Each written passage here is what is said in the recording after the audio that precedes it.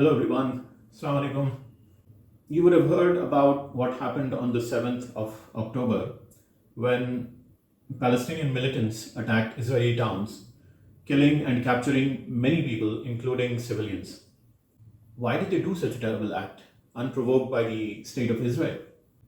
The devil lies in the details. As the Secretary of the United Nations said, this attack did not happen in a vacuum.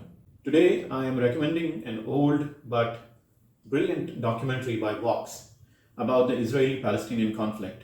In the year 1900, the diverse population of Palestine was comprised of mostly Muslims, a minority of Christians, and a few Jews. The landscape started changing very quickly in the first decade of the 20th century, as tens of thousands of European Jews started migrating into Palestine, encouraged by the Zionist movement. This video informs us that after the First World War, the collapse of the Ottoman Empire led the British taking control, and as a result, they allowed a large Jewish population to migrate into Palestine, leading to riots between Jews and Palestinians. Seeing these problems, the British placed temporary restrictions on Jewish immigration, which led to the formation of the Jewish militias, committing acts of terror in Palestinian villages. Around the same time, the Holocaust in the 1940s galvanized the Zionist movement. And by 1947, the United Nations decided to partition the land, granting more than half to Israel and the remainder to Palestinian Arabs.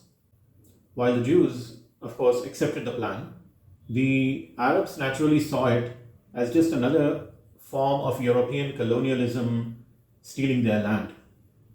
And this led to a war in 1948 between the Arab nations and Israel. Israel, supported by the US and Britain, expanded beyond its designated borders and violently displaced millions of Palestinians in what came to be known as the Nakba, the catastrophe.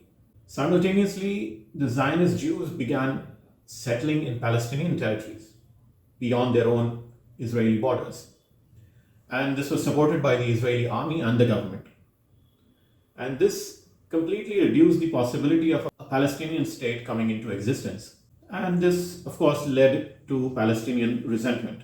The Palestinian frustration erupted in a civilian uprising called the Intifada. Israel responded by building walls around Palestinian towns, installing checkpoints, and essentially caging them within their own lands. This, by the way, continues to be the situation today, with the Gaza Strip being called the largest open-air prison. As and when the situation becomes impossible for them to bear, they erupt in violence, end up being killed and also labeled terrorists.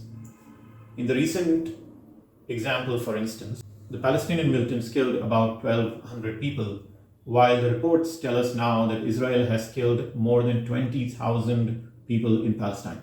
In the history of this conflict, there are two key elements that need to be understood in greater detail: the Nakba and the settlements, to have a better understanding of the current situation. We will look at these in future videos. Do watch the documentary by Vox for the complete details and visuals. And as always, the link is in the description. Thank you for watching. Bye-bye.